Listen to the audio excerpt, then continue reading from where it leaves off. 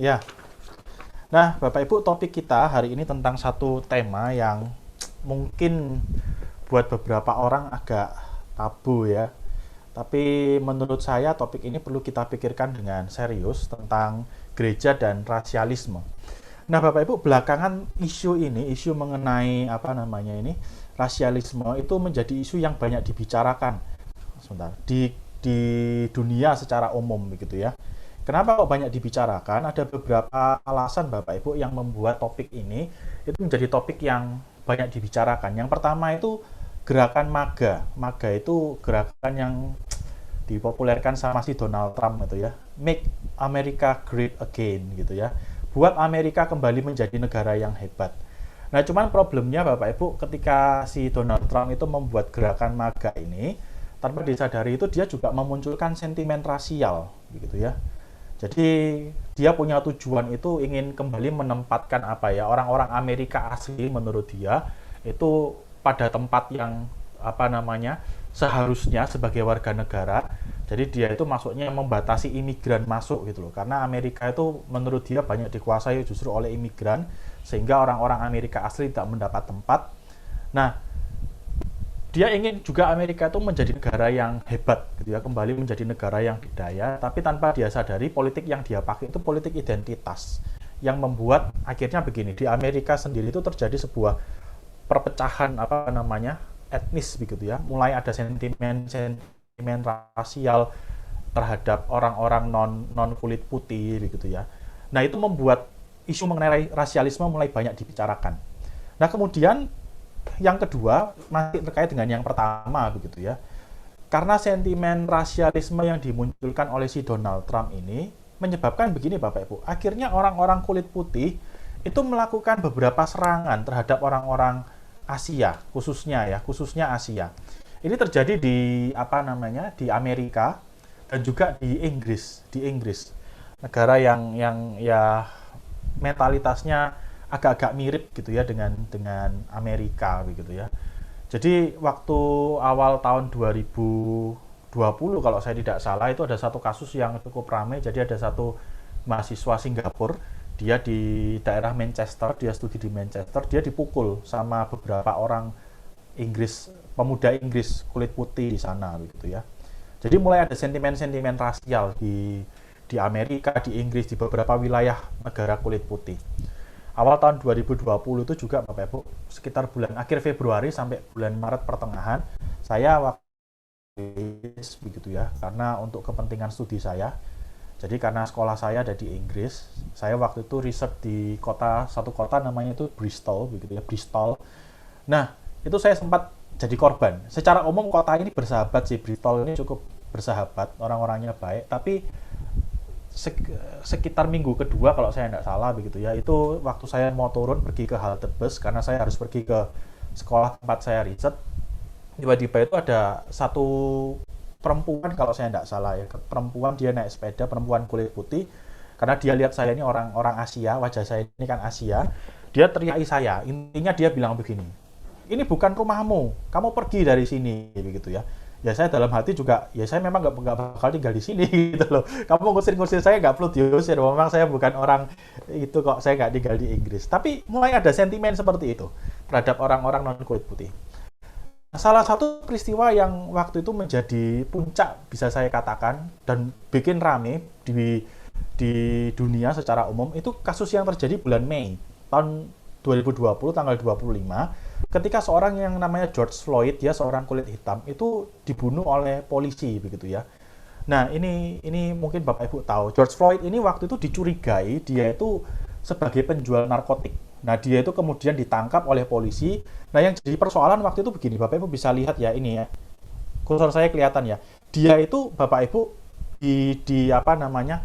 Kayak berusaha di apa ya, ditangkap dan ini yang jadi masalah. Jadi si George Floyd ini di apa ya, bahasa Jawanya itu didengkul begitu ya. Lehernya itu didengkul sama polisi ini sehingga George Floyd ini akhirnya mati. Nah, ada satu orang yang merekam, ternyata Bapak Ibu di sebelahnya polisi ini ada dua polisi yang lain. Jadi George Floyd ini di apa namanya? Dipepet sama tiga orang polisi. Nah, polisi yang ini kalau saya tidak salah namanya Derek Chauvin begitu ya. dia ini yang jadi musuh nasional akhirnya karena dia ini menahan dengan cara ini. Lehernya George Floyd itu ditekan pakai lutut. George Floydnya itu sempat teriak-teriak, I can't breathe, aku nggak bisa nafas, aku nggak bisa nafas. Tapi tidak dipedulikan sama si Derek Chauvin ini, sehingga akhirnya si George Floyd ini meninggal. Dan itu jadi kasus besar di Amerika. Sehingga dari kematian si Floyd itu muncul satu gerakan yang namanya ini Black Lives Matter. Jadi mereka berusaha memunculkan kembali ini loh, ada masalah dengan Amerika. Amerika ini negara yang rasis gitu loh. Karena orang-orang black itu ya, kulit hitam itu di sepanjang sejarah itu diperlakukan benar-benar tidak adil. Ada satu cerita, saya lupa tahun berapa ya itu ya. Sekitar tahun 1940 atau 20 itu ada aturan begini Bapak Ibu di Amerika dulu. Orang negro itu kalau di bus itu cuma boleh duduk kalau tidak ada orang kulit putih yang duduk. Jadi kalau misalnya penuh begitu ya, kemudian ada orang kulit hitam duduk, kemudian ada orang kulit putih masuk, maka orang negro itu harus memberikan tempatnya kepada orang kulit putih. Ada satu peristiwa, satu orang kulit hitam itu yang akhirnya meninggal karena dikeroyok sama orang kulit putih, gara-gara dia duduk di sebuah bis, kemudian ada orang kulit putih itu datang, dia bilang, saya pengen duduk di tempat itu. Sama orang kulit hitamnya itu tidak diberikan tempatnya. Akhirnya orang kulit putih yang ada di sana beberapa mengeroyok si orang kulit hitam ini sampai akhirnya dia meninggal. Nah ini salah satu puncak ya, mulai rame isu tentang rasialisme. Orang makin sadar Amerika ini negara yang rasis. Nah kemudian mulai rame lagi tahun ini sekitar bulan Maret itu terjadi begini Bapak Ibu. Ketika ada satu orang pemuda, dia seorang Kristen dan dia itu melakukan penembakan, alasannya itu alasan religius. Meskipun katanya ada yang bilang dia ada gangguan jiwa, whatever ya. Cuman dia tuh melakukan begini, dia pergi ke sebuah tempat spa. Nah, di Amerika itu Bapak Ibu, kalau spa itu ada gini loh, ada seperti identik dengan orang-orang Asia. Jadi, kalau Bapak Ibu pergi ke Amerika, terus tanya Asia itu identik pekerjaannya apa, mereka akan bilang tukang pijet, gitu ya, tempat spa itu. Nah, si orang kulit putih ini saya lupa namanya, dia pergi ke sebuah tempat spa, kemudian dia itu menembak orang-orang yang ada di sana. Ada sekitar 6 wanita Asia yang meninggal. Dan peristiwa ini juga menjadi sebuah peristiwa yang membuat dunia itu menjadi marah. Dunia sadar ada yang salah ini dengan negara-negara barat. Nah, kasus yang terakhir Bapak Ibu itu serangan terhadap pemain Prancis dan juga Inggris sesudah Piala Eropa yang lalu. Nah, kalau yang suka bola pasti tahu ya. Jadi ada satu pemain Prancis ketika adu penalti dengan pemain Prancis ya. Pemain Prancis ketika adu penalti saya lupa dengan mana. Dia gagal melakukan adu penalti itu. Jadi dia gagal menendangnya. Akhirnya setelah selesai, gara-gara dia gagal menendang, Prancis kalah. Itu satu penggemar sepak bolanya Prancis itu maki-maki dia, nganggap dia tuh orang imigran dan sebagainya. Dia sampai bilang begini, kalau Prancis menang saya dibilang orang Prancis, tapi kalau Prancis kalah saya dibilang imigran. Ada rasialisme di negara-negara barat. Termasuk juga yang terakhir waktu final itu Italia melawan Inggris, itu kan pemain Inggris yang rata-rata kulit hitam, orang-orang imigran, itu gagal nendang waktu penalti itu.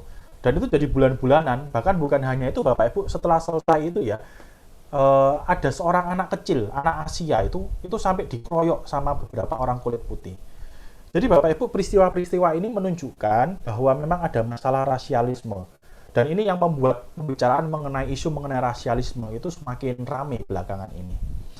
Di dunia khususnya ya. Nah, bagaimana dengan di Indonesia? Ya, kita semua tahu Bapak Ibu bahwa rasialisme di Indonesia ini juga menjadi sebuah masalah yang cukup masif menurut saya ya. Mau diakui atau tidak, masalah ini ada. Masalah rasialisme di tengah-tengah bangsa ini masih ada. Nah, sikap ini sendiri Bapak Ibu itu merupakan sisa-sisa warisan dari masa penjajahan. Jadi kalau Bapak Ibu ingat waktu Belanda menjajah kita, Belanda itu kan membuat semacam kelas-kelas begitu ya. Jadi yang kelas paling tinggi itu orang-orang Eropa, termasuk orang-orang Belanda. Kelas kedua itu orang-orang pendatang. Jadi orang-orang Arab, orang-orang Tionghoa, Chinese itu dianggap sebagai kelompok yang kedua. Yang ketiga, kelompok yang dianggap paling rendah dalam tanda kutip, itu yang disebut orang Belanda sebagai inlander atau orang pribumi gitu ya. Nah, bukan hanya membuat kelas-kelas itu untuk memecah orang pendatang dan orang pribumi, Belanda itu juga kerap kali dalam tanda kutip mengadu domba begitu ya antara kelompok yang pendatang ini dan kelompok yang pribumi. Ada semacam kecurigaan yang dimunculkan gitu loh. Nah, sehingga Bapak Ibu meskipun Belanda sudah pergi ya, tetapi sentimen yang dimunculkan, kecurigaan yang dimunculkan antar kelompok ini harus diakui sebenarnya masih ada. Harus diakui sebenarnya masih ada. Nah, bentuknya bisa bermacam-macam Bapak Ibu. Bentuknya bisa bermacam-macam. Jadi eh, ada misalnya begini, stereotype. Jadi kita itu misalnya stereotype terhadap suku tertentu. Misalnya orang yang apa namanya? Orang yang dari suku Jawa misalnya punya stereotip terhadap suku A ini loh kayak gini. Nanti suku A terhadap orang Jawa misalnya punya stereotip seperti ini. Itu bentuk yang paling kecil ya, ada stereotip terus misalnya dianggap suku pendatang C ini loh, ini mau menguasai Indonesia misalnya seperti itu. Terus bentuk yang lain itu bullying. Jadi bukan hanya ada stereotip tapi mulai bergerak ke arah bullying begitu ya. Nah, saya waktu kecil itu sudah apa namanya? Cukup kenyang begitu ya dibully. Jadi orang kalau ketemu saya tuh selalu apa namanya matanya tuh kayak ditarik terus disipit-sipitkan apa gitu ya, karena saya orang apa namanya orang Chinese begitu ya, jadi kalau ketemu saya haya haya gitu ya, terus waktu saya kecil itu salah satu omongan yang sering itu haya cing coang begitu ya, dibully. Bahkan bukan hanya itu, macam-macam bentuknya sampai yang paling paling serius itu persekusi fisik Bapak Ibu. Saya juga pernah mengalami waktu kecil ya, kadang saya pernah diludahi gitu ya, kemudian pernah dipukul juga waktu saya kecil. Ini terjadi karena memang ada sentimen antar suku di tengah-tengah bangsa kita. Kita nggak bisa pungkiri gitu loh. Ini memang kenyataan yang ada. Orang mau bilang Indonesia baik-baik saja secara umum, oke lah, tapi dalam kenyataannya tetap ini masih ada sentimen-sentimen rasial, ini masih ada. Nah, korbannya itu mencakup ras yang dianggap pendatang tadi saya katakan. Jadi sentimen antara pribumi dan non pribumi. Misalnya yang paling sering ya kita ya, yang orang-orang Tionghoa sering menjadi korban. Bahkan ya kita semua ingat tahun 98 itu puncak yang meninggalkan apa ya? Ingatan kelam ya buat kita semua. Tapi bukan hanya suku pendatang, juga suku lain yang dianggap inferior. Jadi pelakunya itu sebenarnya begini, bukan hanya dari pribumi ke suku pendatang, tapi bisa dari pribumi ke pribumi yang lain. Ngerti maksudnya ya? Satu contoh itu Bapak Ibu sekitar Agustus 2019, Bapak Ibu mungkin tahu ya.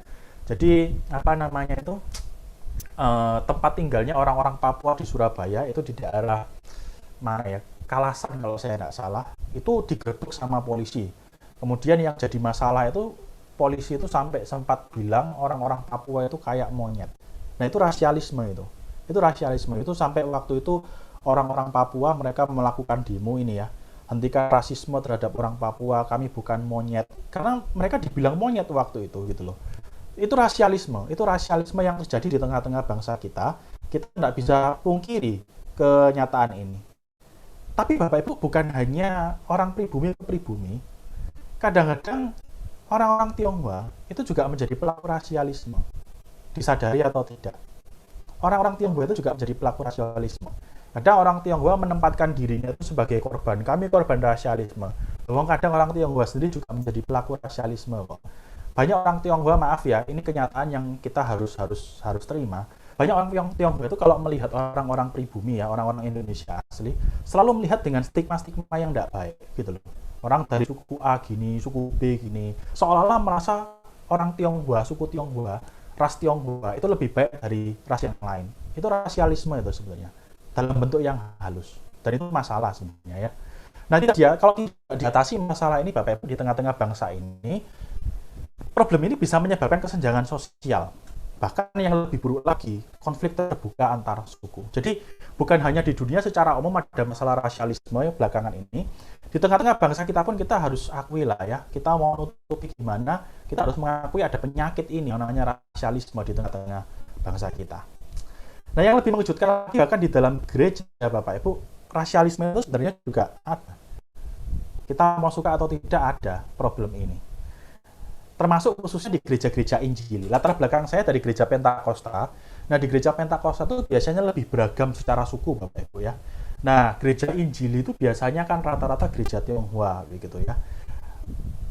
Kita mau akui atau tidak, ada problem ini, ada problem rasialisme. Saya sudah melayani sampai saat ini Bapak Ibu di tiga gereja yang berbeda ya. Jadi dengan 2 sinode yang berbeda. Saya juga beberapa kali pelayanan di gereja dengan sinode yang berbeda, tapi sama-sama gereja Injili, Tionghoa Injili. Dan saya tahu ada masalah-masalah ini, masalah rasialisme. Kita mau bilang, enggak, saya enggak rasis, tapi dalam kenyataannya banyak gereja Injili itu bergumul dengan masalah ini. Misalnya begini, di beberapa gereja Injili, tidak semua memang, itu ada semacam favoritisme terhadap jemaat suku tertentu. Nah, khususnya kalau gereja Tionghoa ya pasti orang-orang Tionghoa lah ya. Jadi favorit ya kan. Jadi kalau yang Tionghoa itu dapat perlakuan khusus, apalagi kalau Tionghoa kaya bisa Mandarin, waduh, itu VIP gitu ya. Kalau Tionghoa nggak bisa Mandarin tapi kaya, itu kelas di bawahnya ya kan. Kalau sudah Tionghoa nggak bisa Mandarin, nggak kaya, itu di bawahnya lagi gitu ya. Nanti orang yang non pribumi di bawahnya lagi gitu ya. Jadi harus diakui di beberapa gereja ada semacam favoritisme terhadap jemaat suku tertentu. Sehingga begini, kalau orang dari suku yang lain datang ke gereja kita, somehow itu mereka kadang bisa merasa tidak nyaman, tidak merasa nyaman gitu loh. Karena mereka tidak merasa diterima di gereja-gereja seperti ini. Tidak semua. Tapi ada beberapa gereja yang saya tahu. Terus kemudian juga ada perbedaan perlakuan terhadap orang-orang non-Tionghoa, baik jemaat tadi saya katakan, termasuk juga pekerja gereja. Jadi memang harus diakui begini Bapak Ibu, gereja Injili dalam taraf tertentu cukup terbuka, saya tahu dalam tanda kutip. Misalnya begini, tidak semua pekerja gereja termasuk hamba Tuhannya orang Tionghoa, ya kan ya? Tidak semua, saya tahu ada beberapa gereja Injili termasuk gereja Tionghoa, hamba Tuhannya non Tionghoa, saya tahu. Tetapi ini ada tetapinya ini. Biasanya yang non Tionghoa tidak akan dapat posisi yang baik, posisi strategis. Posisi strategis tetap akan diberikan kepada yang Tionghoa. Bapak Ibu, ada satu gereja yang saya tahu, saya tidak perlu sebutkan ya. Ini gereja Tionghoa memang, gereja Injili. Nah, gereja ini waktu pos PI dipimpin oleh seorang gembala yang non Tionghoa. Dia yang memimpin untuk sekian waktu. Ketika gereja ini akan didewasakan, tiba-tiba gembalanya yang non Tionghoa itu diganti sama orang lain yang Tionghoa. Nggak dibilang alasannya. Nah, tapi waktu saya sempat tanya, loh kenapa kok tiba-tiba diganti? Padahal gembala sebelumnya itu pelayanannya sangat bagus, jemaat suka dengan pelayanannya. Alasannya cuma satu, ini gereja Tionghoa. Jadi pemimpinnya ya harus orang Tionghoa, gitu ya. Bahkan yang menarik Bapak Ibu, ada satu gereja di daerah Jawa Tengah, saya pernah dikasih tahu, gereja ini mayoritas jemaatnya itu ya, itu bukan orang Tionghoa, orang Jawa asli, jemaatnya mayoritas. Paling yang Tionghoa itu cuma berapa persen sedikit gitu ya. Tapi waktu cari gembala, cari hamba Tuhan, mintanya tuh yang Tionghoa. Saya nggak tahu kenapa, begitu ya. Ini harus diakui ada masalah ini. Gitu loh. Kemudian juga begini Bapak Ibu, ada pandangan kurang positif terhadap orang Tionghoa campuran atau orang Tionghoa yang punya pasangan non Tionghoa. Ini terjadi di sekeliling kita. Orang Tionghoa itu punya istilah yang namanya ampiang, pernah tahu ya? Itu untuk orang yang campuran. Jadi separuh Chinese, separuhnya non-Chinese. Itu disebut sebagai ampiang, begitu ya. Saya sebenarnya dalam taraf tertentu ampiang, Bapak Ibu. Jadi menurut mami dan emak saya, jadi kakek dari mami saya, jadi mami saya punya papa, itu ada darah Belandanya. Memang fotonya waktu muda kelihatan kayak orang Belanda, Bapak Ibu ya. Jadi saya ini gini-gini ada darah Belandanya, cuman sayang waktu sampai saya darah Belandanya cuma tinggal 2 tetes begitu ya. Jadi saya tidak kelihatan kayak bule, gantengnya kayak bule gitu tidak kelihatan ya. Cuman kelihatan aura company gitu ya. Nah, orang-orang Tionghoa itu somehow itu kalau melihat orang Tionghoa yang dalam tanda kutip campuran tadi ya. Papanya Chinese, mamanya bukan, atau papanya bukan Chinese, mamanya Chinese. Itu selalu melihatnya gini loh. Itu orang Tionghoa kelas 2. Bener atau betul? Di salah satu gereja yang pernah saya layani Bapak Ibu jadi gini, ada 2 muda-mudi, mereka tuh sudah saling cinta loh Bapak Ibu ya, sudah seneng, sudah runtang-runtung kemana, orang tuanya tidak setuju, khususnya orang tua wanita. Ada banyak alasan tidak setuju, cuman salah satunya alasan si mama dari si wanita tidak setuju, karena suaminya, itu calon suaminya, pacarnya si anak itu, tidak murni Tionghoa. Alasannya seperti itu. Jadi ada semacam stigma terhadap orang Tionghoa yang campuran, atau kalau dia asli, terus dia menikah dengan orang non-Tionghoa, itu ada semacam pandangan gini, ini Tionghoa kelas 2. Ngerti maksudnya ya? Ini kenyataan yang ada di sekeliling kita. Ada berbagai macam bentuk lainnya, Bapak Ibu. Saya tidak perlu bahas, tapi intinya begini. Problem ini ada di tengah-tengah kita. Ada di tengah-tengah kita. Nah, terus bagaimana Alkitab melihat problem ini? Kita coba melihat sebentar tentang Perjanjian Lama ya. Bapak Ibu, beberapa orang itu memahami Perjanjian Lama nampak mengesankan rasialisme, sikap rasialisme. Salah satunya mereka bilang begini, itu di Perjanjian Lama itu Tuhan melarang orang Israel kawin campur itu. Itu kan karena alasan suku, ya kan? Nah, sebenarnya bukan, Bapak Ibu, sebenarnya bukan. Larangan pernikahan antar suku itu landasannya bukan karena masalah sosial, masalah suku, tapi masalah teologis. Jadi larangan itu, Bapak Ibu, harus dipahami dalam konteks teologis, bukan dalam konteks sosial. Kenapa Tuhan melarang orang Israel itu menikah dengan bangsa lain, bangsa yang bukan Israel? Karena yang Tuhan cegah itu begini, jangan sampai orang Israel itu berbaur dengan bangsa lain dan turut menyembah bangsa lain. Jadi yang dicegah itu bukan pernikahan antar sukunya, tapi kalau sampai orang Israel ikut-ikutan menyembah dewa lain, dewanya bangsa lain, itu yang dicegah sama Tuhan. Tuhan menuntut loyalitas mutlak dari orang Israel. Jadi Tuhan tidak mau orang Israel itu menduakan dia. Bahkan menariknya, Bapak Ibu, kalau kita membaca Perjanjian Lama, beberapa orang Israel itu ditampilkan secara positif loh. Misalnya itu Rahab, ya kan? Dia orang Yeriko. Ditampilkan positif dia. Terlepas dia dibilang seorang pelacur, memang dia pelacur, tetapi dia ditampilkan positif karena dia itu berpihak pada umat Allah, gitu loh. Bahkan Alkitab itu punya satu kitab khusus yang menceritakan tokoh utamanya itu seorang perempuan dari Moab, kitab Rut, gitu ya. Nah, ini menarik kalau Bapak Ibu baca di Perjanjian Lama, Tuhan sempat bilang begini, orang Moab itu tidak boleh menjadi umat Tuhan. Tidak boleh menjadi umat Tuhan, sampai keturunan ke-10 tidak boleh, gitu loh. Tapi ternyata Alkitab itu punya kitab khusus yang tokoh utamanya, lakonnya itu orang Moab, kitab Rut, gitu loh. Jadi ternyata begini, Bapak Ibu.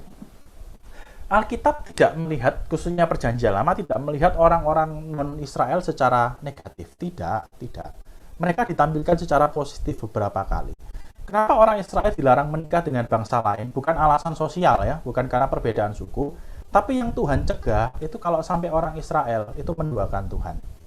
Nah, alasan lain, Bapak Ibu, kenapa saya yakin Tuhan itu punya nilai, maksudnya mengasihi juga bangsa-bangsa lain, meskipun orang Israel menjadi suku-suku yang istimewa ya, kita tidak bisa pungkiri, tapi bukan berarti Tuhan mengabaikan suku yang lain, karena begini Bapak Ibu, Tuhan itu tidak hanya berbicara pada bangsa Israel sebenarnya, dia juga berbicara menemui orang-orang tertentu dari bangsa lain. Contoh yang paling jelas itu misalnya Bileam. Terlepas Bileam itu tokoh yang negatif ya, tapi dia bukan orang Israel. Tapi meskipun dia bukan orang Israel, dia itu berbicara dengan Yahweh, dengan Allah yang benar. Jadi begini, Allah itu memang menjadikan orang Israel sebagai umat kepunyaannya secara khusus, tapi Tuhan juga berbicara kepada orang-orang dari bangsa lain, orang-orang tertentu dari bangsa lain, berbicara secara khusus kepada mereka. Ngerti maksudnya ya? Bangsa lain tidak menjadi umat Tuhan secara khusus, tidak. Tapi Tuhan juga memanggil orang-orang tertentu dari bangsa-bangsa itu berbicara kepada mereka secara khusus. Nah, alasan yang terakhir kenapa kok saya yakin Bapak Ibu bahwa di Perjanjian Lama Tuhan juga mengasihi bangsa lain, karena kalau kita membaca ya visi akhirnya Tuhan, misalnya kalau Bapak Ibu baca Yesaya 19, Yesaya 56, 2 Tawarik pasal 6 dan bagian-bagian yang lain, Bapak Ibu akan menemukan begini, Tuhan itu ternyata sudah mengantisipasi bahwa suatu saat nanti bangsa-bangsa yang lain itu akan datang kepada orang Israel dan bersama-sama menjadi umat Allah. Jadi nanti ada masanya umat Allah itu bukan hanya bangsa Israel, tetapi semua bangsa itu akan menjadi umatnya Allah. Nah, Israel itu punya tugas Yesaya 49 itu menjadi terang dunia supaya bangsa-bangsa itu tertarik datang kepada Tuhan. Meskipun bangsa Israel akhirnya gagal ya. Tapi yang jelas begini, ternyata Tuhan itu sudah mengantisipasi sejak Perjanjian Lama bahwa nanti umatnya itu bukan hanya orang Israel saja. Umatnya itu nanti orang-orang dari berbagai suku bangsa akan datang kepada Tuhan dan menjadi umatnya Tuhan. Nah, terus bagaimana di Perjanjian Baru? Kita akan lihat dulu bagaimana Tuhan Yesus ya. Nah, Bapak Ibu, beberapa orang itu sempat mempermasalahkan gini, Tuhan Yesus itu kok kayaknya rasis ya? Karena dia kan pernah nih di Matius pasal 15 ya, kalau saya tidak salah, ada perempuan Kanaan yang minta anaknya disembuhkan, terus Tuhan Yesus kan bilang begini, kamu ini apa namanya, anak-anak harus makan dulu, baru nanti makanannya dikasih sama anjing gitu ya. Jadi Tuhan itu mengesankan orang-orang bukan Yahudi itu sebagai anjing. Jadi bilang, wah ini Tuhan ini tidak sopan ini ya, Tuhan Yesus ini tidak sopan, masa bangsa lain dibilang sebagai anjing gitu ya. Nah, Bapak Ibu, di sini kita perlu pahami begini. Istilah anjing di sana itu bukan dalam pengertian sosial, ya. Jadi bukan kayak kita hari ini, maaf ya. Kalau kita hari ini kita lucu loh. Kita ini bingung ya. Bapak Ibu kalau misalnya apa namanya bicara anjing ya, ada dalam pikiran Bapak Ibu itu apa? Kan biasanya gini, binatang yang lucu, ya kan? Yang nurut, bener enggak? Bener enggak? Bener ya? Tapi kita kalau dimaki anjing itu kok kita malah marah ya? Padahal harusnya kalau konsisten waktu dimaki anjing itu kan berarti kita ini lucu, nurut, begitu ya. Nah, di dalam budaya kita anjing itu kan maknanya negatif ya. Kita dibilang negatif ya. Walaupun kadang gambaran kita tentang anjing berbeda. Tapi intinya begini, di dalam budaya Yahudi waktu itu Bapak Ibu istilah anjing itu istilah teologis untuk menyebut orang-orang bukan Yahudi. Karena orang-orang bukan Yahudi dianggap najis disamakan dengan anjing. Nah, jadi yang pertama Bapak Ibu kita harus melihat istilah ini bukan dalam pengertian sosial seperti kita hari ini. Seperti kita memahami binatang anjing secara negatif gitu ya, bukan. Yang dipahami pada masa itu ketika Tuhan Yesus bilang anjing, Tuhan Yesus bicara bahasa gini loh.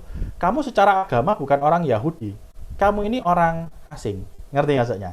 Jadi kamu itu buat orang Yahudi anjing karena kamu itu bukan orang Yahudi gitu loh. Jadi istilah itu maknanya bukan sosial semata-mata tapi sosial keagamaan, istilah teologis.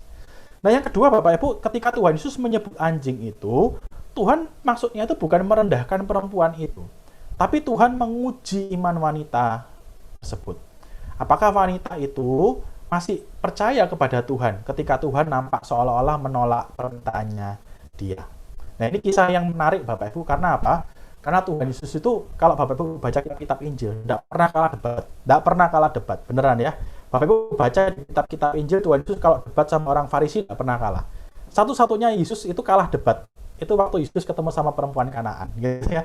Waktu perempuan Kanaan itu bilang, iya Tuhan, tapi anjing itu makan remah-remahnya. Itu Tuhan Yesus langsung diam, ya imanmu menyelamatkan kamu, gitu ya. Satu-satunya kesempatan Tuhan Yesus kalah debat. Tapi intinya begini, satu problem, satu teks yang dipermasalahkan itu tidak harus dipahami dalam pengertian Yesus itu rasis. Itu istilah teologis, anjing itu istilah teologis, dan yang dilakukan Tuhan di sana itu bukan merendahkan perempuan itu, tapi menguji iman dari perempuan tersebut. Nah, kalau kita baca bagian lain, Bapak Ibu, Tuhan Yesus itu memang begini, punya perhatian khusus terhadap bangsa Yahudi. Kita harus akui itu. Tuhan Yesus itu di Yohanes pasal 4 ayat yang ke-22, dia bilang sendiri kok, bahwa dia itu keselamatan itu datang dari bangsa Yahudi. Kemudian Tuhan Yesus pernah berpesan sama murid-muridnya kalau memberitakan Injil pergi ke orang-orang Yahudi dulu, karena dia diutus kepada domba-domba dari bangsa Yahudi. Tuhan itu memang menaruh perhatian khusus terhadap orang Yahudi. Itu kita tidak bisa pungkiri. Tetapi bukan berarti Tuhan nggak nganggap bangsa yang lain. Kita bisa lihat ternyata Tuhan itu menganggap bangsa yang lain. Bahkan yang menarik Bapak Ibu, kalau Bapak Ibu baca silsilahnya Tuhan Yesus di Injil Matius, Tuhan Yesus itu ternyata ditampilkan sebagai seorang yang ampiang tadi. Tahu ya ampiang ya? Orang yang campuran. Tuhan Yesus itu ternyata keturunannya, nenek moyangnya itu tidak murni Yahudi. Tidak murni Yahudi. Beberapa nenek moyangnya itu kan orang bukan Yahudi. Rahab, kemudian Tamar, kemudian Rut. Itu bukan orang Yahudi. Mereka itu secara legal berarti anak-anaknya itu anak-anak ampiang. Berarti secara legal Tuhan Yesus tidak murni Yahudi juga. Ada keturunan campurannya, ngerti maksudnya ya? Matius menampilkan kepada kita ternyata begini, lewat gambaran orang-orang yang ampiang, orang-orang dari bangsa lain, bahwa ternyata Tuhan itu sejak awal ketika dia merencanakan keselamatan orang sampai nanti melahirkan Yesus, dia itu memang sejak awal melibatkan orang-orang bukan Yahudi. Jadi ternyata orang-orang bukan Yahudi sejak awal sudah masuk di dalam rencana keselamatannya Allah. Nah, Tuhan Yesus juga mengajarkan kepada kita Bapak Ibu soal perlakuan terhadap orang-orang bukan Yahudi ya. Kita tuh diajar untuk memperlakukan orang asing, orang bukan Yahudi, bahkan yang paling jahat sekalipun itu dengan kasih. Di Matius pasal 5:41 Tuhan itu kan bilang begini, kalau orang menyuruh kamu berjalan 1 mil, jalan sama dia 2 mil. Masih ingat tak? Di Matius pasal yang kelima. Nah, itu konteksnya begini. Prajurit Roma waktu itu Bapak Ibu itu punya hak untuk gini, misalnya dia mau capek ya, nanti dia suruh orang Yahudi itu untuk bawain barangnya. sejauh 1 mil. Nah, Tuhan bilang terhadap orang yang kayak gitu, orang asing yang menindas kamu, Tuhan bilang, nggak usah marah, nggak usah marah. Diminta jalan 1, jalan 2 sama dia. Jadi Tuhan itu kayak mengajar begini, pembalasan yang terbaik terhadap orang asing yang menyakiti kamu, bahkan yang paling jahat sekalipun, itu kasih sama dia. Kasihi dia. Extra mile.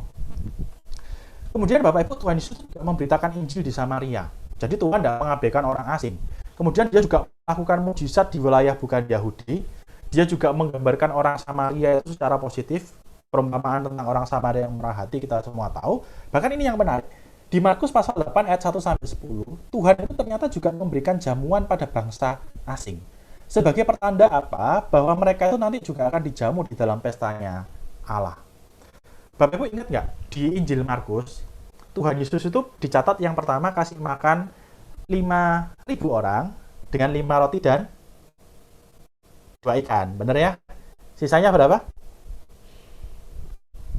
Mukanya jelek semua. Sisanya berapa? 12 bakul ya. Kenapa kok sisa 12 bakul? Ya karena kita tidak diundang. Coba kita diundang pasti habis itu ya toh. Tidak ada sisanya. Nah, tapi ternyata Injil Markus setelah mencatat kisah 5 roti 2 ikan itu Bapak Ibu, beberapa pasal kemudian ada kisah Tuhan memberi makan 4.000 orang dengan 7 ketul roti. Masih ingat nggak? Masih ingat nggak? Nah, kenapa kok ada cerita itu? Karena begini Bapak Ibu, waktu Tuhan memberi makan 5.000 orang, itu yang dikasih makan orang-orang Yahudi. Nah, waktu Tuhan melakukan mujizat memberi makan 4.000 orang, itu konteksnya ada di wilayah bangsa asing. Sehingga Markus itu mau menunjukkan kepada kita gini loh. Orang Yahudi dijamu oleh Yesus, orang-orang bukan Yahudi juga dijamu oleh Yesus. Ini menjadi seperti semacam apa ya? Semacam simbol bahwa nanti di akhir zaman, perjamuan kawin anak domba itu ya, dihadiri bukan hanya oleh orang Yahudi, tapi juga orang-orang bukan Yahudi. Ngerti maksudnya ya? Jadi ternyata Tuhan itu dari awal sudah menunjukkan bahwa nanti di akhir zaman yang jadi umatnya dia itu bukan hanya orang Yahudi, juga orang-orang bukan Yahudi. Nah kemudian Tuhan bahkan begini Bapak Ibu, menentang para pemimpin bait Allah karena mereka tidak memberi tempat kepada orang asing untuk menyembah Allah. Tuhan marah, makanya Tuhan kan di bait Allah dia melakukan itu orang-orang yang jualan itu dibolak-balik mejanya itu dijungkir balikkan ya kan. Itu karena begini Bapak Ibu, orang-orang bukan Yahudi tidak diberikan kesempatan untuk beribadah. Tuhan marah. Tuhan bilang begini, nanti itu kan di diri saya bilang, rumahku akan disebut sebagai rumah doa bagi segala bangsa. Tapi kamu malah menjadikannya sarang penyamun. Tujuannya tidak dipenuhi. Tujuan untuk menjadi rumah doa bagi segala bangsa tidak dipenuhi, malah bait Allah itu dijadikan sarang penyamun, tempat untuk cari keuntungan. Jadi ada 2 alasan Tuhan marah. Jadi sarang kejahatan, sama orang-orang bukan Yahudi yang mau datang untuk menyembah Tuhan. Itu tidak diperbolehkan. Nah Tuhan marah. Karena Tuhan tahu visinya Tuhan sejak di perjanjian lama, Yahweh di perjanjian lama, nanti orang-orang bukan Yahudi itu akan datang dan juga menjadi umat Allah. Bahkan yang terakhir Bapak Ibu, Tuhan juga memerintahkan muridnya untuk memuridkan semua bangsa. Matius 28:19. Pergilah, Tuhan tidak bilang begini, jadikanlah orang-orang Yahudi muridku. Tidak. Tuhan bilang, jadikanlah semua bangsa muridku. Berarti memang muridnya Tuhan nanti bukan hanya orang Yahudi, tapi juga orang bukan Yahudi. Nah kemudian di dalam tulisan Paulus, Bapak Ibu, kita juga bisa melihat begini. Ada problem rasialisme itu yang sangat kuat. Bapak Ibu, kalau Bapak Ibu baca surat Roma dan surat Galatia, di sana Paulus itu kan nampak berdebat dengan orang-orang Yahudi, ya kan? Kita selama ini kan diajari begini, kenapa kok berdebat? Ya karena orang Yahudi mengajarkan perbuatan bisa menyelamatkan, benar ya? Terus kemudian Paulus bilang, enggak, selamatan bukan karena perbuatan, tapi karena iman kepada Tuhan Yesus. Ya itu benar. Tapi perdebatannya itu bukan cuma soal itu sebenarnya. Ada satu aspek yang lain, karena perdebatannya di sana ketika bicara perbuatan, Paulus itu tidak sekedar bicara perbuatan dalam arti umum loh ya, dalam arti perbuatan baik, enggak. Tapi dia bilang soal perbuatan Taurat, perbuatan hukum Taurat. Nah, intinya begini. Orang Yahudi itu percaya, Bapak Ibu, kalau kamu mau diselamatkan, maka keselamatan itu pertama-tama terbatas pada orang Yahudi. Kalau mau diselamatkan, kamu harus menjadi orang Yahudi. Dalam tanda kutip harus diyahudikan. Nah, Paulus bilang, enggak. Keselamatan itu enggak tergantung karena kamu Yahudi atau enggak. Enggak perlu kamu jadi Yahudi.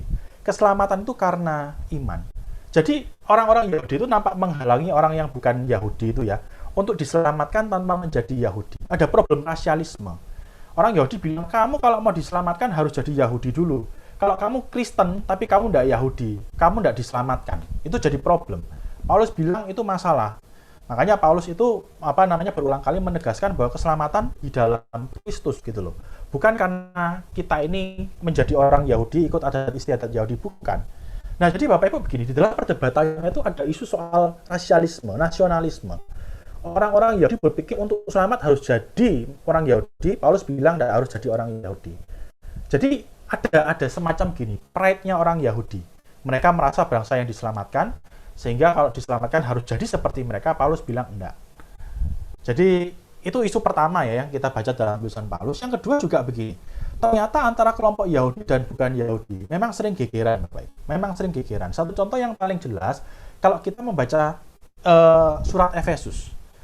Nah, Bapak Ibu gini, perbedaan suku itu memang bisa menyebabkan perbedaan bisa menyebabkan masalah, itu memang iya begitu ya. Kita harus akui, kita harus terima kenyataan itu, karena kadang-kadang cara komunikasi kita itu berbeda satu sama lain. Ada yang bilang begini, Bapak Ibu, kenapa kok anjing sama kucing itu musuhan? Karena cara komunikasinya berbeda. Anjing itu, Bapak Ibu, kalau dia senang, ekornya goyang-goyang. Kalau dia marah, dia ekornya tegang. Nah, kucing itu kebalikannya.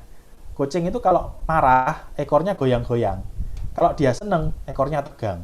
Nah, si anjing ketika datang sama kucing, dia ekornya goyang-goyang. Dia seneng ketemu teman baru.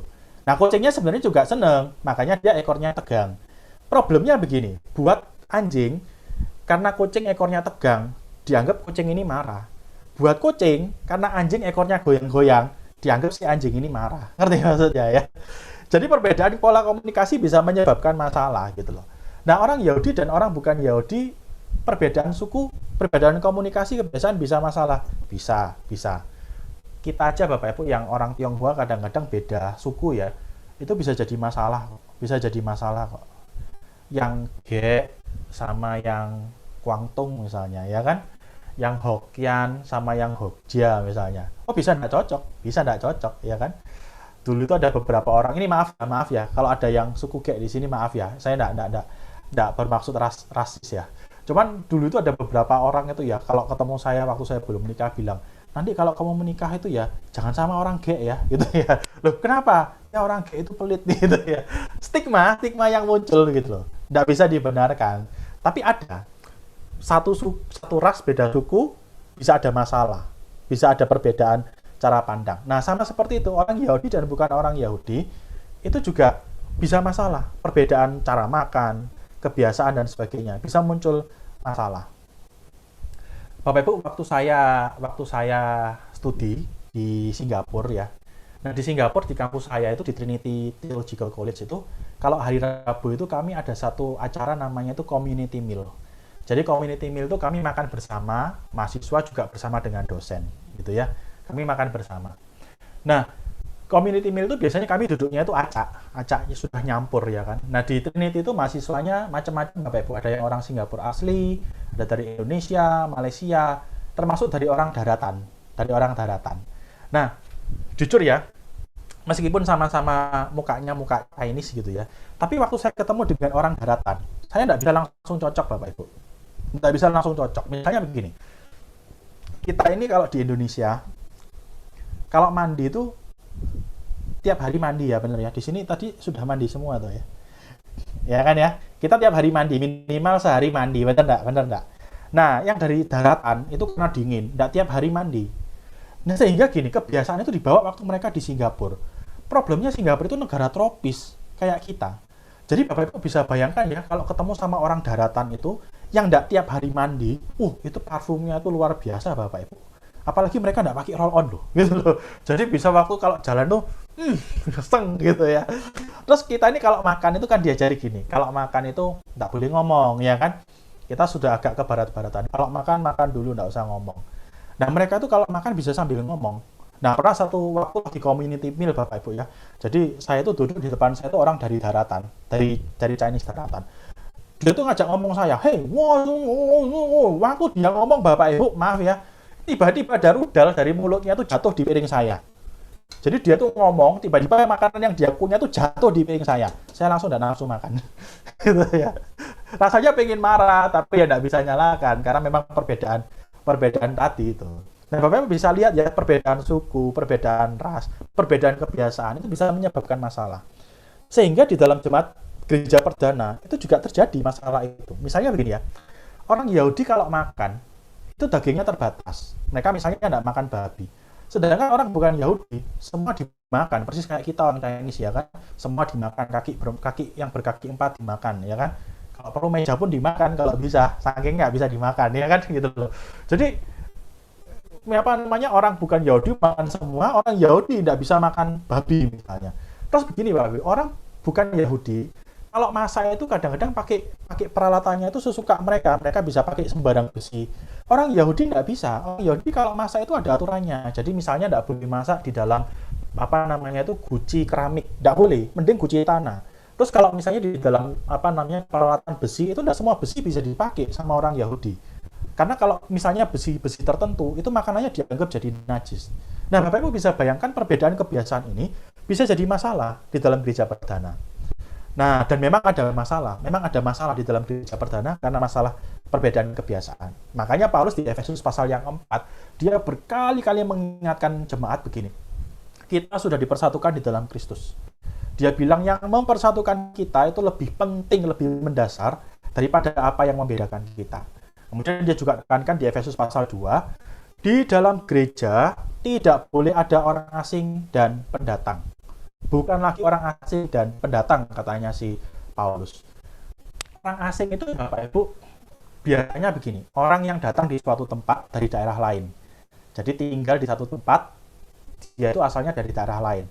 Kalau pendatang, itu ya orang yang cuma datang sebentar berdagang setelah itu pulang, nggak menetap. Apa kesamaan dan perbedaannya? Kesamaannya itu ya bukan persamaan perbedaan. Apa implikasinya? Implikasinya begini.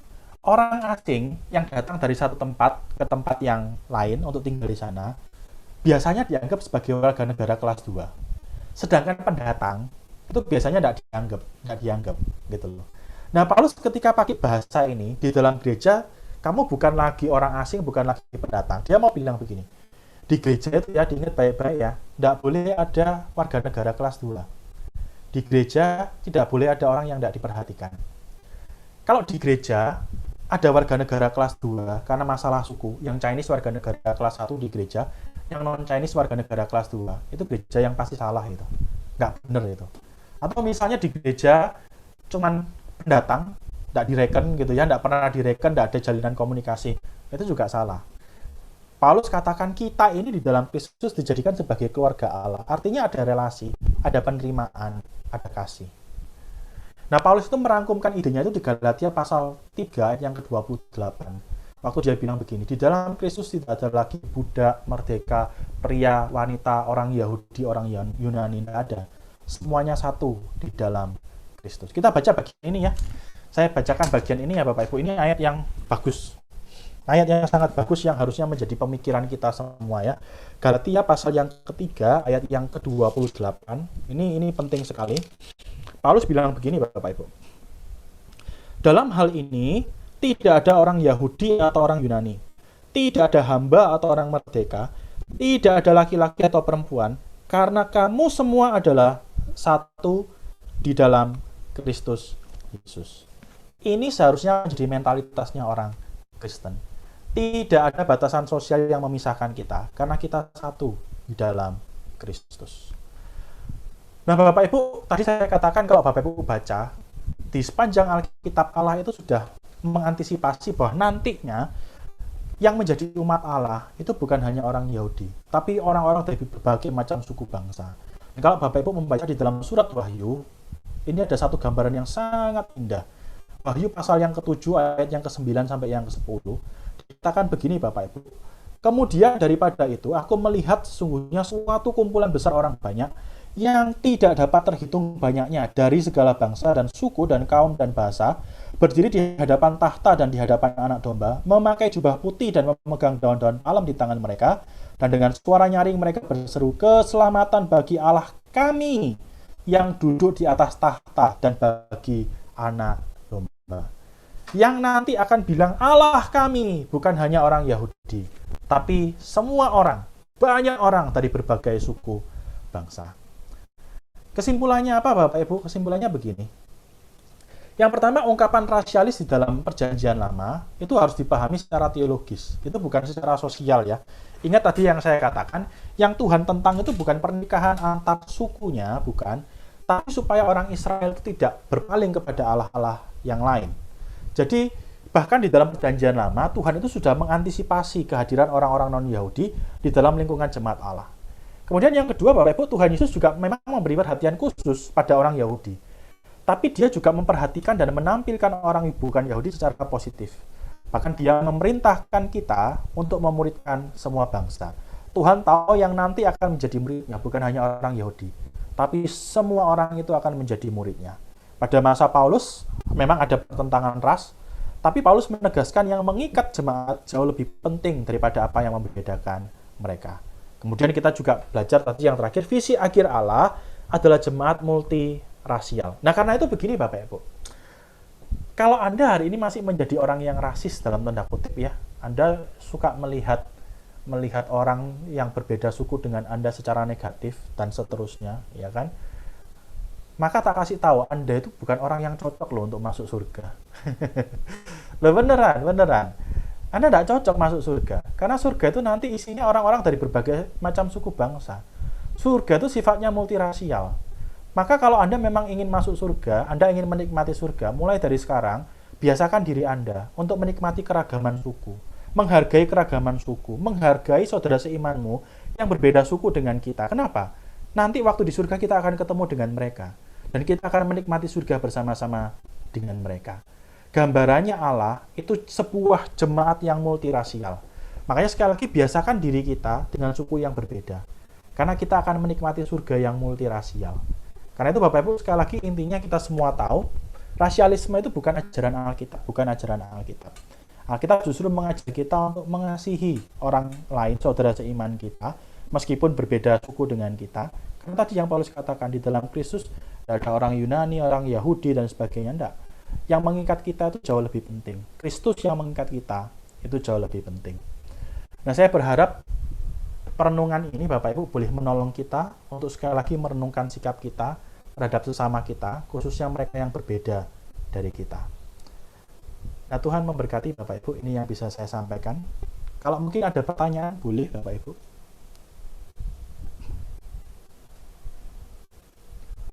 Ya, Bapak Ibu sekalian, silakan jika ada yang mau ditanyakan, boleh langsung buka mic atau Bapak Ibu juga boleh ngechat gitu ya, di chat pribadi ataupun juga secara langsung, boleh. Silakan.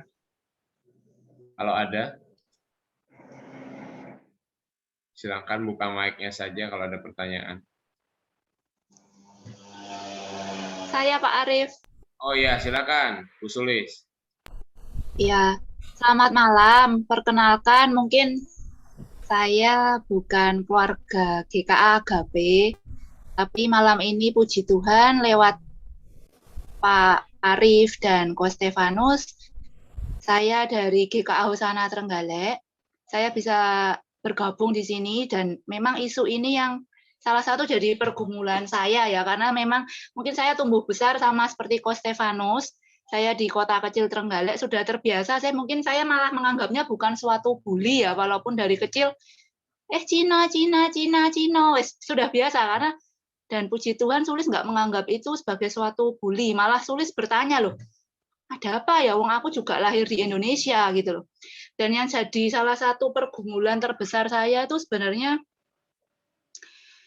karena mungkin dari pihak keluarga juga ya, mungkin yang saya perlu kritisi itu karena enggak tega mungkin ya, dari segi orang tua karena enggak tega jika anaknya mungkin kalau disekolahkan di mungkin sekolah negeri, mereka harus melihat anak-anaknya mungkin dicina-cinakan dari kecil, jadi seolah itu membuat budaya itu kayak eksklusivitas ya saya melihat.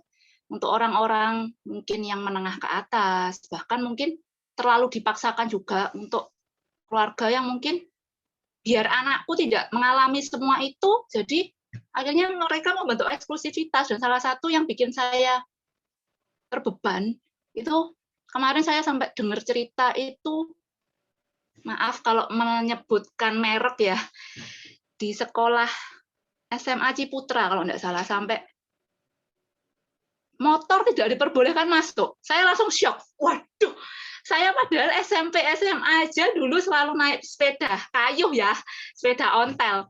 Saya langsung mikir, aduh, berarti ini sudah sangat jelas ya segmentasinya. Jadi saya cuma yang agak saya kritisi bagaimana tugas gereja itu memuridkan ya. Karena kan mau diakui kan para menengah ke atas suku Chinese di Surabaya itu kan pasti orang Kristen, dan ini kan salah satu tantangan terbesar, tugas terbesar gereja. Ya ini, Tuhan Yesus saja sudah berkata di kitab Wahyu bahwa kita nanti akan berkumpul dengan begitu banyak orang-orang dari suku bangsa lain, dan ya mungkin ini pengalaman pribadi saya yang perlu saya sharekan bahwa tidak peduli ya, maksudnya dunia mungkin mengajarkan kita harus menerima kepahitan, mungkin itu bully, tapi kembali kan ke semua, kembali ke respon pribadi kita masing-masing. Kita mau menganggap itu suatu bully atau kita cuma ya berserah kepada Tuhan, dan kita bagaimana cara menyelesaikannya, seperti kata Ko Stefanus bahwa respon terbaik yang Tuhan Yesus ajarkan itu kan memang kita membalas dengan segala macam kejahatan itu dengan kasih ya. Mungkin itu dari saya, dan saya ucapkan sangat terima kasih jika malam hari ini sudah sangat difasilitasi oleh GKA Agape, terutama Pak Arief dan Ko Stefanus sebagai pembicara yang sudah Tuhan pakai secara luar biasa untuk membagikan isu ini kepada saya. Terima kasih, selamat malam, Tuhan Yesus memberkati.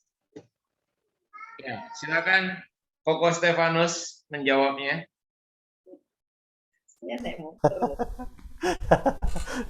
Ya, ya kita beruntung begini Bapak Ibu.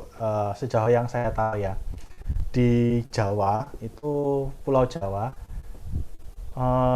tingkat apa namanya, ada problem dengan ini, rasialisme ini ada. Tapi sejauh yang saya tahu itu biasanya tidak terlalu apa ya, tidak terlalu parah ya.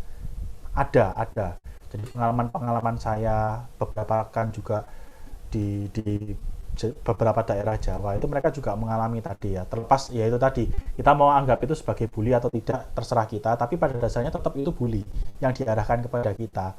Jadi yang saya waktu tadi cerita waktu kecil sering Cino kon Cino yo apa yo memang gitu tuh. Memang saya itu turunan Chinese kok, meskipun tadi saya bilang tidak murni 100% gitu ya.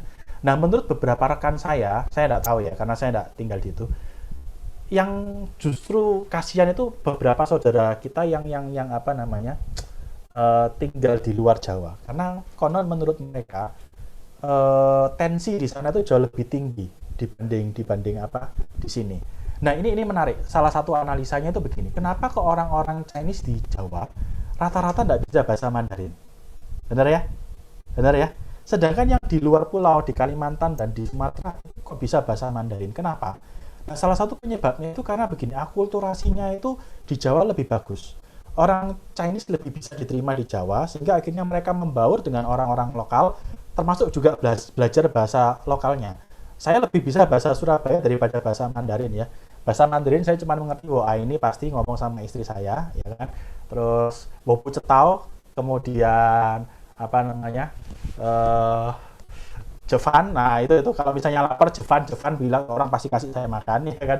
Nah tapi yang di luar kalau Bapak Ibu amati ya, saudara-saudara kita yang Chinese dari Medan, kemudian dari Kalimantan, itu rata-rata masih bisa bahasa Mandarin, bahkan bahasa lokalnya bisa, entah Ge atau apa namanya itu, atau Kanton atau bahasa Hokkien, itu mereka masih bisa. Kenapa? Karena memang menurut cerita mereka ya, di sana itu akulturasinya tidak berjalan semulus di Jawa, sehingga akhirnya kelompok Chinese itu jadi mengumpul sendiri ya, ngumpul sendiri, dan karena mereka ngumpul sendiri dan pakai bahasa itu, makanya mereka masih bisa bahasa itu dipakai sehari-hari. Sedangkan kita yang di Jawa itu kan kita ngumpulnya sama orang Jawa, ketemu orang Chinese juga ngomongnya pakai bahasa Jawa gitu ya, makanya nggak bisa. Nah, sedangkan yang di luar sana, karena akulturasinya tidak semulus yang di Jawa, mereka akhirnya ngelompok sendiri, ngumpul sendiri, ketemunya cuma sama orang-orang yang kebanyakan sama orang-orang yang setipe, dan ketika ketemu dengan orang setipe pakai bahasa lokal tadi, bahasa Mandarin lokal itu. Jadi makanya kenapa kok mereka masih bisa Mandarin gitu loh. Tapi intinya begini, terlepas ada dan maksudnya gini, terlepas derajatnya, tapi problem ini masih ada lah, masih ada, kita harus akui masih ada. Memang di beberapa tempat bisa akulturasinya sangat bagus, misalnya di Trenggalek dan di Tulungagung. Saya pernah praktik di Tulungagung begitu ya. Jadi kalau ngomong panggah wae tuturi ra kenek gitu ya.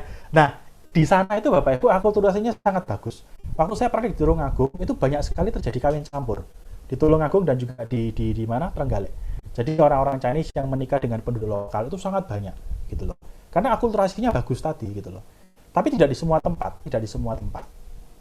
Jadi tapi intinya begini, secara umum ada problem ini. Ada problem ini, kita nggak bisa tutup mata terhadap problem ini. Ya. Cuma dengan cara gini, problem ini terbawa di dalam gereja, itu harapan kita ya. Tugas kita itu kan gini, sebagai umat Allah hidup dengan cara yang berbeda. Kalau ternyata kita ini sama dengan dunia, sama-sama rasisnya, gimana kesaksian kita gitu loh. Apa yang membuat kita beda dari dunia? Kalau dunia itu dipenuhi dengan sentimen antar suku, rasialismenya kuat. Nah kalau gereja sama-sama rasis, terus gereja mau saksi apa sama dunia? Gitu loh. Jelas ya Bapak Ibu ya?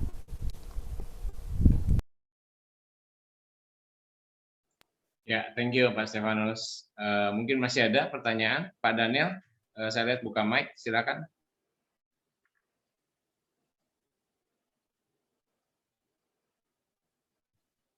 Pak Daniel Gunarto mau tanya? Ya, ya, selamat malam Pak Stefanus. Ya, ini tanya tapi bukan hal pokok. Coba sedikit ganjel kalau nggak ditanyakan ganjel nanti. Tadi ada istilah Tuhan Yesus itu ampiang gitu ya. Padahal saya berpikir gini, loh Tuhan Yesus ini lahir dari manusia ini kan bukan hasil biologis manusia antara Maria dan Yusuf. Apakah bisa dikesankan ampiang itu tadi? Itu aja. Terima kasih. Terima kasih, pertanyaan bagus. Memang begini, kalau secara secara real Tuhan Yesus kan lahir dari Roh Kudus ya. Kita nggak bisa bilang suku apa itu ya suku Yahudi lah dari Maria. Tapi gini, kalau kita membaca dari Injil Matius tadi, saya bilang gini, secara legal. Jadi kayak gini loh apa ya?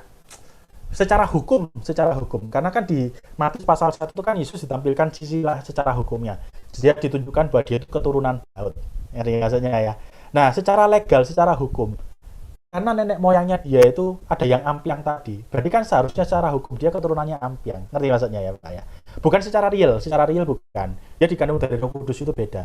Tapi secara hukum, secara tradisi Yahudi yang mementingkan kemurnian darah tadi, kalau ditelusuri itu ternyata Yesus ini keturunan orang ampiang ya kan. Jadi misalnya itu tadi Rahab ya kan punya anak, berarti kan campuran Israel sama bukan Israel. Termasuk Yehuda sama Tamar, anaknya Israel sama bukan Israel sama Kanaan. Kemudian terus itu Boaz sama Rut. Boaznya sudah ampiang itu ya kan. Nikah sama Rut orang Moab, super ampiang lagi gitu loh. Makanya Daud itu juga ampiang sebenarnya. Tidak murni dalam tanda kutip, tidak murni Yahudi. Nah, karena keturunan di atasnya itu secara hukum orang-orang yang ampiang, berarti secara hukum juga Yesus ini sebenarnya juga tidak murni Yahudi. Nah, makanya tadi saya bilang yang mau ditunjukkan sama Matius itu gini, orang-orang Yahudi itu kan mementingkan kemurnian darah. Nah, Matius bilang, itu lihat dan ternyata juru selamat kita itu ya, sejak awal itu dia tidak 100% Yahudi. Sejak awal rencana keselamatan Allah melibatkan orang-orang bukan Yahudi. Jadi benar, secara real Yesus kita tidak bisa kelompokkan dia Yahudi atau ya dia Yahudi dari namanya ya. Tapi secara hukum, karena dia kan ngikut papanya ya, secara hukum ngikut Yusuf, ya dia dianggap sebagai keturunan ampiang dalam tanda kutip. Bisa dipahami ya Pak ya? Ya. Oke, thank you. Terima kasih. Mungkin masih ada yang ganjal lagi, Pak Daniel. Silakan. Enggak, Pak. Ya, Bapak Ibu, kalau ada yang ganjel, ayo silakan ditanyakan ya. Ini memang topik menarik tentang rasialis. Saya dengan Pak Stefanus ini rundingan cari tema, akhirnya kami putuskan untuk mengangkat tema ini. Gitu ya. Ada pertanyaan lewat chat, saya baca.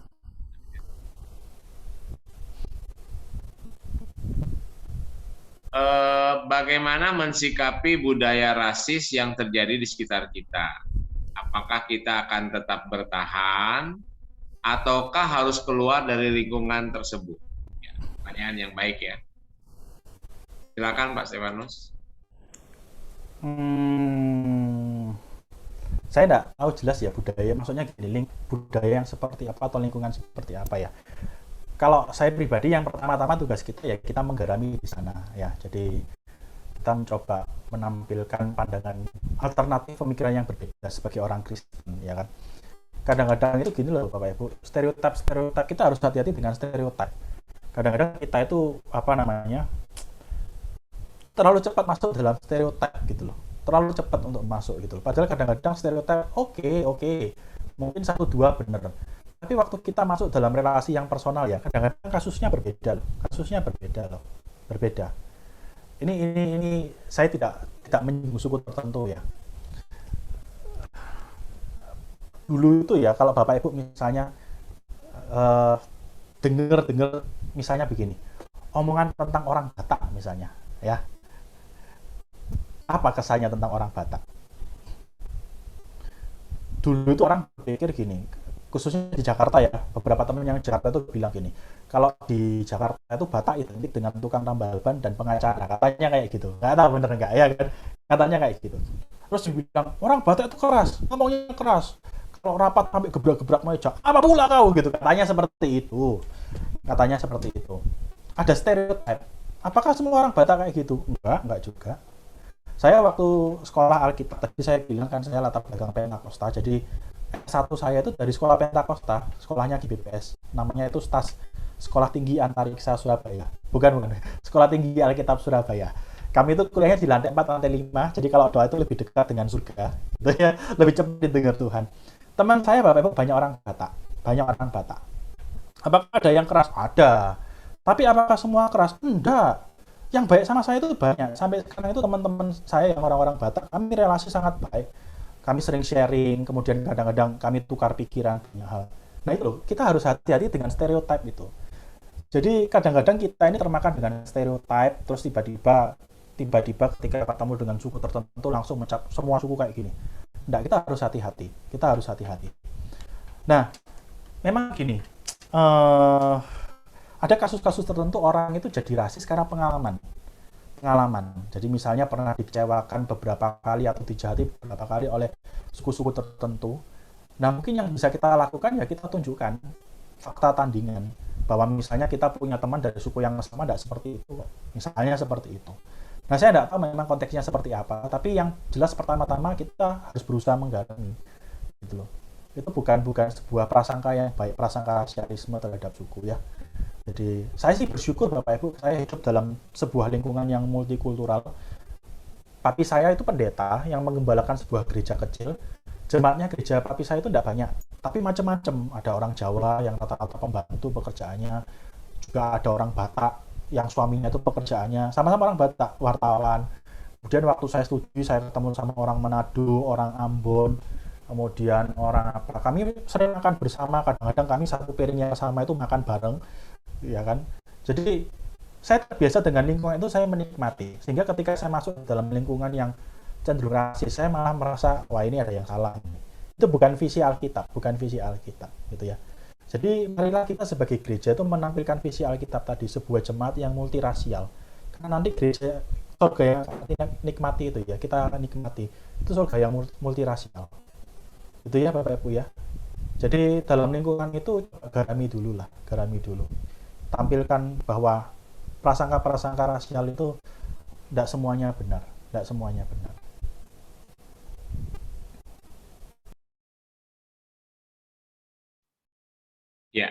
Terima kasih Pak Stefanus untuk jawabannya.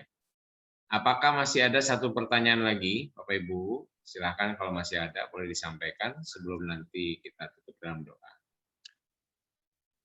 Iya, semalam Pak Stefanus. Malam Pak, malam. Sama seperti Pak Daniel, saya ada sedikit ganjalan ya tanda Oh petik iya, gitu ya. iya. Ya. Jadi kalau kita bicara tema malam hari ini gereja dan rasialisme, endingnya kan di gereja kita sebagai anak Tuhan kan untuk meminimais hal itu tidak terjadi dalam kehidupan kita bergereja. Nah, menyikapi fenomena yang mungkin ini apakah pengertiannya apa masih dalam konteks tanda petik rasialisme ya. Seperti yang kita ketahui di apa Kristen gereja Kristen pasti kan terdiri dari beberapa denominasi. Ya. Nah, yang menjadi fokus pertanyaan saya adalah bagaimanakah penerapan atau praktek rasialisme tadi ya dengan fenomena adanya beberapa denominasi tersebut. Apakah itu tanda petik masih bisa dikategorikan rasialisme yang tanda petik terselubung ya? Bagaimana kita menyikapi hal tersebut? Ya, denominasi tertentu itu maksudnya gimana? Apakah kayak gereja suku gitu, bener ya? Saya menduga tahu ada beberapa kan kayak Injili, karismatik dan lain sebagainya. Ya, kalau itu kan bicara kan kayak GPIB segala macam, tapi yang spesifiknya kan denominasi adalah gereja yang seperti yang kita ketahui ada yang Injili, ada yang mungkin karismatik, ada yang segala macam yang secara penekanan konsentrasi mereka kan berbeda-beda. Itu kan satu ke firman, satu ke mungkin bahasa roh dan lain sebagainya macamnya lah sesuai dengan denominasi tersebut. Apakah itu bisa dikategorikan tanda petik rasialisme dalam gereja ya? Saya nangkep maksudnya ya.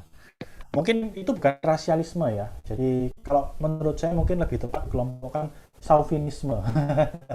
Jadi semacam gini loh. Ini kita juga harus hati-hati semacam mengagungkan denominasinya atau kelompoknya. Itu chauvinisme itu sebenarnya dimulai dari ini seorang yang namanya Nicholas Chauvin begitu ya. Nah, konon menurut sejarah Nicholas Chauvin ini dia suka membanggakan bangsanya di depan rajanya. Jadi kayak apa ya? Menjilat di depan raja, tapi cara menjilatnya itu dia mengagung-agungkan bangsanya gitu. Jadi bilang, "Wah, bangsa kita ini luar biasa." Dan itu jadi pemahaman, jadi sebuah istilah yang gini. Kalau orang itu membanggakan alirannya, kelompoknya terlalu berlebihan, itu jadi chauvinisme itu tadi. Jadi kalau yang Injili dan sebagainya tadi bukan rasialisme, karena rasialisme kan bicara soal suku. Mungkin lebih tepat itu chauvinisme tadi loh. Jadi ketika kita terlalu membanggakan entah aliran teologi kita dan sebagainya, sampai akhirnya kita itu tidak mau bersatu dengan saudara seiman yang lain. Buat saya itu juga masalah sebenarnya. Ibu, saya bersyukur bukan hanya lahir di dalam sebuah keluarga gereja yang multirasial ya. Jadi saya sekolah di sekolah milik sebuah gereja yang multirasial. Pendeta Ishak Leo itu dia orang Totok, dia datang dari Cungko asli dia. Jadi kalau orang dulu itu bilang apa singke ya, sinke tamu baru datang ya kan, dia singke gitu loh. Tetapi dia itu menurut saya ya orangnya sangat terbuka. Beberapa orang kunci di dalam GPPS dulu ya itu bukan orang-orang Chinese. Dulu itu ada satu pendeta, saya itu panggilnya Mbakung, namanya Yusuf Jayusman ya. Kami sangat dekat, dia orang Jawa. Dan dia salah satu orang cukup penting di GBPS. Bapak Ibu kalau pergi ke gereja Pentakosta biasanya rasialisme, setahu saya masalah rasialisme tidak terlalu jadi masalah. Karena mereka lebih multikultural. Dalam hal ini gereja Injili kalau Alkitabiah menurut saya ya. Kalau Alkitabiah, Bapak Ibu di gereja Injili ya, di gereja Pentakosta bisa ketemu pendetanya orang Jawa, pengerjanya orang Batak dan sebagainya. Tapi di gereja Injili tidak banyak misalnya begini, yang pendetanya non-Chinese misalnya, atau misalnya majelisnya ada orang non-Chinese, tidak banyak. Ada, tapi tidak banyak. Apalagi kalau gereja-gereja yang totok-totok itu pasti tidak mau. Nah, saya bersyukur saya lahir bukan hanya dalam sebuah gereja yang multirasial, tapi saya juga dikasih Tuhan kesempatan begini nih. dari satu gereja, aliran gereja pergi ke aliran gereja yang lain. Itu membuat saya begini, lebih bisa memahami ada perbedaan-perbedaan di antara gereja, dan lebih bisa begini Bapak Ibu, melihatnya itu dengan lebih jernih. Ada memang perbedaan yang cukup krusial, tapi sebenarnya loh, yang mengikat kita itu lebih banyak. Misalnya ya ngomong gereja Injili sama gereja karismatik misalnya. Kita ini kan berbeda cuma dalam hal itu loh, apa namanya itu, doktrin Roh Kudusnya, benar enggak? Yang kita enggak percaya kalau bahasa roh, ya kan nangis-nangis gitu, kita enggak percaya gitu loh. Tapi kalau Bapak Ibu tanya sama orang-orang karismatik, orang-orang Pentakosta, percaya enggak Allah Tritunggal? Percaya. Ya memang ada satu dua yang oneness yang enggak percaya, itu lain perkara. Tapi secara umum orang Pentakosta itu Trinitarian. Sama. Percaya Yesus Tuhan? Iya. Yesus dibangkitkan? Iya. Sama. Doktrin dasarnya itu loh sama. Nah kita ini cuma gara-gara perbedaan doktrin sekunder, karyanya Roh Kudus, bukan soal Roh Kudusnya loh ya. Kita sama-sama percaya Roh Kudus itu Allah. Cuman beda cara kerjanya Roh Kudus. Yang satu bilang Roh Kudus tidak bikin hal aneh-aneh sekarang, yang satu bilang oh Tuhan masih bisa bikin yang aneh-aneh hingga sekarang. Cuman itu bisa gegeran. Ngerti maksudnya ya? Nah, ini harusnya membuat kita gini loh. Hal-hal yang primer ya harus sama. Hal-hal yang sekunder kita bisa berbeda. Nah, yang paling penting di antara kita itu ada kasih. Agustinus itu pernah bilang begini, yang sama harus yang primer sama, yang sekunder boleh beda, di dalam segala sesuatu harus ada kasih yang mengikat kita. Nah, itu prinsipnya orang Kristen. Jadi kalau sama orang yang berbeda sama kita, ya kita kan ada lagunya, ku tak pandang dari gereja mana, ya kan, asal bukan Mormon saksi Yehova, ya kan gitu toh. Ya selama bukan itu, ya itu saudara seiman kita, gitu loh. Terimalah dia dengan penuh sukacita. Yesus mati untuk dia kok. Kenapa kok kita benci sama dia? Ya Bapak Ibu ya. Ya, thank you ya. Oke, Bapak Ibu, cukup ya pertanyaannya. Saya serahkan kembali kepada Bu Lisa, silakan. Ya, terima kasih kepada Pak Stefanus yang sudah menyampaikan firman Tuhan dan bahkan pembahasan yang begitu sangat memberkati setiap kita. Ya. Saudara, memang di tengah kehidupan kita bergereja pun apa yang dipaparkan tadi banyak menjadi pergumulan kita masing-masing. Mungkin masih ada berbagai pergumulan yang rasanya kita ingin terus bertanya dan bertanya begitu ya saudara ya. Tetapi karena memang ingat waktu yang terbatas juga, biarlah kita tetap ingat bahwa ketika kita dikumpulkan dengan orang-orang yang dengan latar belakang dan budaya yang berbeda, biarlah kita tetap ada di dalam satu kasih Tuhan, sehingga lewat kehidupan kita boleh memancar kehidupan Kristus yang memberkati orang-orang yang ada di sekitar kita. Terima kasih sekali lagi Pak Stefanus, dan juga terima kasih saudara-saudara sekalian yang sudah bergabung pada malam hari ini di dalam acara pendalaman Alkitab. Biarlah kita terus dibangkitkan semangat kita ya untuk tetap setia dan rindu membaca dan bahkan merenungkan firman Tuhan lewat momen-momen yang diberikan kepada setiap kita. Sekalipun saudara saat ini di dalam keterbatasan kita hanya memakai atau via Zoom online, tapi saya percaya ini semua sudah bisa memberkati kita sekalian. Mari kita akan bersama-sama berdoa. Bapa di surga, kami berterima kasih pada malam hari ini ya Tuhan, kami boleh bersama-sama mendengarkan akan kebenaran firman Tuhan yang dipaparkan bagi setiap kami berkenaan dengan tema gereja dan rasialisme. Tuhan, kami menyadari ya Tuhan mungkin ada pergumulan-pergumulan setiap kami ketika kami ya Tuhan ditempatkan di dalam lingkungan dengan banyaknya keperbedaan budaya, suku ya Tuhan, dan lain sebagainya. Tetapi kami bersyukur ya Tuhan karena kami memiliki Tuhan yang sudah menyatukan kami dan bahkan dengan kasih Tuhan, Tuhan yang boleh terus nyata di dalam hidup kami dan memampukan kami untuk bisa mengasihi sesama kami. Tuhan, biar Engkau tolong setiap kami ya Tuhan, agar kami lewat apa yang sudah dipaparkan bagi kami pada malam hari ini, benar-benar ya Tuhan boleh memampukan setiap kami, agar di dalam kami bergereja ya Tuhan, dan di dalam kehidupan kami, siapapun ya Tuhan yang Tuhan izinkan, kami boleh berjumpa, bersahabat, ya Tuhan, bahkan juga ada di dalam satu komunitas yang berbeda dengan kami. Kami tetap ya Tuhan, boleh Tuhan pakai untuk boleh menjadi berkat bagi mereka, yaitu dengan menyalurkan, menyatakan kasih Tuhan bagi sesama kami. Terima kasih Tuhan, kami bersyukur untuk hamba-Mu yang sudah menyampaikan pemberitaan firman Tuhan pada malam hari ini. Kami tetap berdoa ya Tuhan, Kau berkati beliau di dalam pelayanan yang Tuhan percayakan, kiranya melalui keberadaannya Tuhan, sungguh jemaat yang dilayani pun boleh diberkati, dan bahkan nama Tuhan juga yang dimuliakan. Tuhan juga berkati setiap kami ya Tuhan, yang sudah mengikuti akan acara pendalaman kita pada malam hari ini. Tuhan pimpin kehidupan kami, ya Tuhan, di dalam setiap apapun yang terjadi dan boleh kami alami dalam hidup kami. Kami tetap belajar untuk terus berserah dan bersyukur kepada Tuhan. Terima kasih Tuhan, malam sudah menjadi bagian kami, sebentar juga kami akan beristirahat, dan mungkin sebagian dari kami masih harus mengerjakan tugas-tugas kami. Kami tetap berdoa mohon pimpinan dan penyertaan Tuhan. Di dalam nama Tuhan Yesus kami berdoa. Amin. Ya, sekali lagi terima kasih Pak Stefanus untuk pelayanan hari ini. Bapak Ibu yang sudah join juga terima kasih. Saya tetap mengingatkan kita prihatin dengan keadaan bangsa negara kita, tetap bertekun dalam doa dan jaga protokol kesehatan kita supaya kita juga bisa tetap sehat dan kita melakukan berbagai kegiatan dengan baik.